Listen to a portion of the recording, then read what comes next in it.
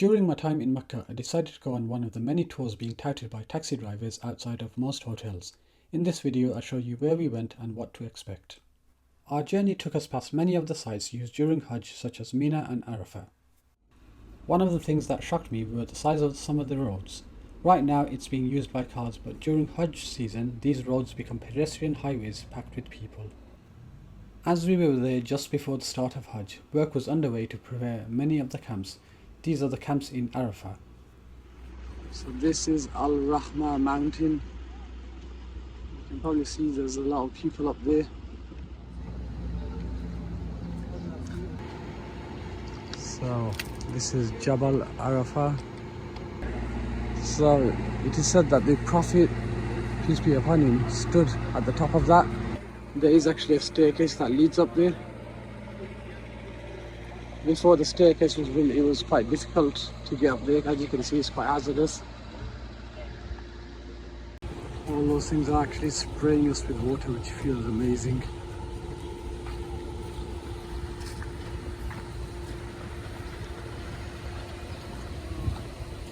Nice, man.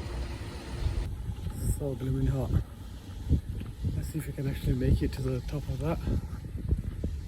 It is quite a fair way up, so I don't actually know if we can, and there's a lot of barriers in place currently. It's just before Hajj season, therefore they're still doing some refurbishment on here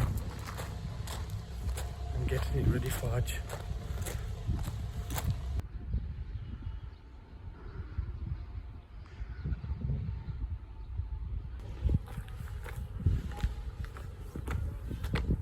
We've got people praying here.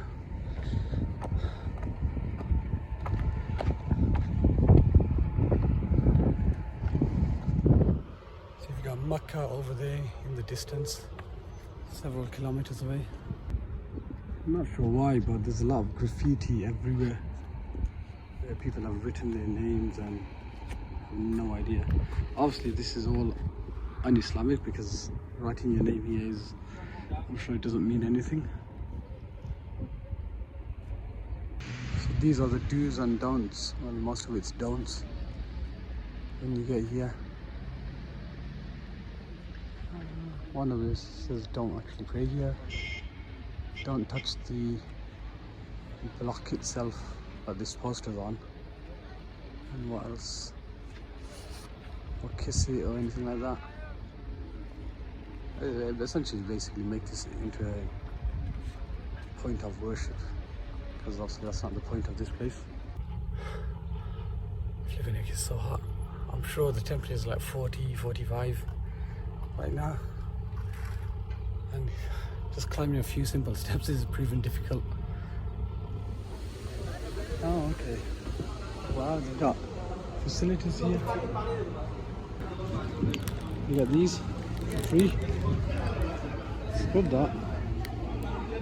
And if you want to sit down for a massage, you can do. I guess this is where they look after the pilgrims. This is probably like a dry run before the Hajj season starts. One of the disappointing things about these tours is that the taxi drivers show you points but don't really explain much as to the significance of these. So you might need to come prepared with a list of places you want to visit and maybe some prior knowledge of these places. So this is the Jamarat area where the devil is stoned.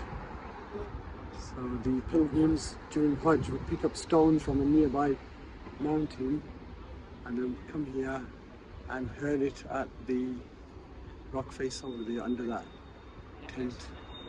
You see just over there. There's 3 versions of it. So I believe that's the biggest one, that one there. These are the smaller ones. And from here, pilgrims would proceed further on by foot. There are actually trains. You can see that one just gone. Essentially, either by foot or by some of these mass transit systems that are available now to the next part of their Hajj journey. This is Mount Hira, and it's where the Quran was revealed to the Prophet, peace be upon him. People do actually climb it. It's about a 2-hour trek up there. Like I can see some gates and some sort of upper base up there. I can't actually see any people there right now. So we are checking out the Maka Museum. I can't remember what the exact name is, but I'll drop it below here once I figure it out.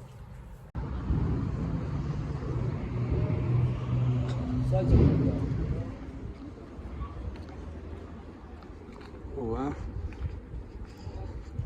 It's done up quite nicely here.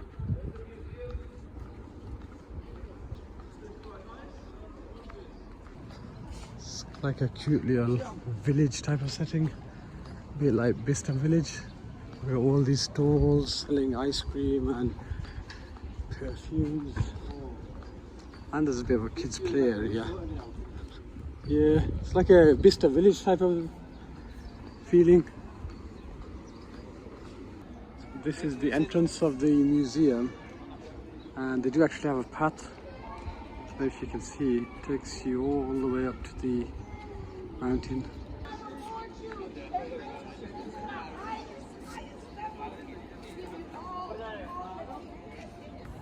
Got the tickets. The tickets were 15 riyals each. Let's go check it out. Wow, so that's the path.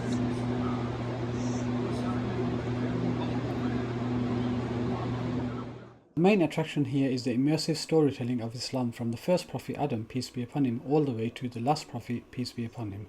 The viewings have subtitles for English speakers. For the last part of the viewing, you're taken to a massive room with an overview of Mecca and a huge wide screen.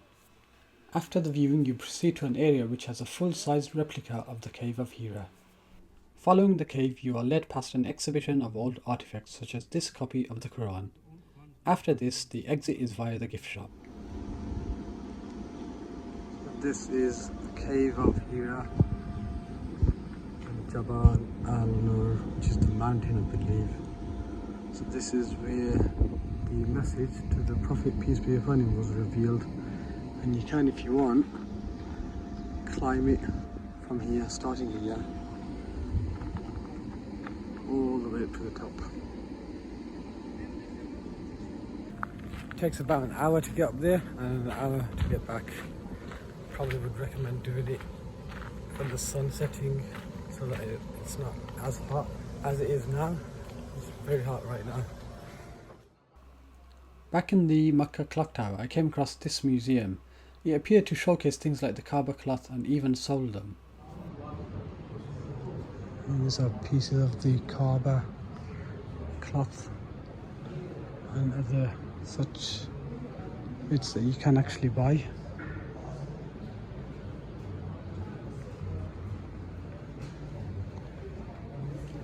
You can also buy tickets to the main draw of this experience, which is the showcase of the Prophet, peace be upon him, and his biography.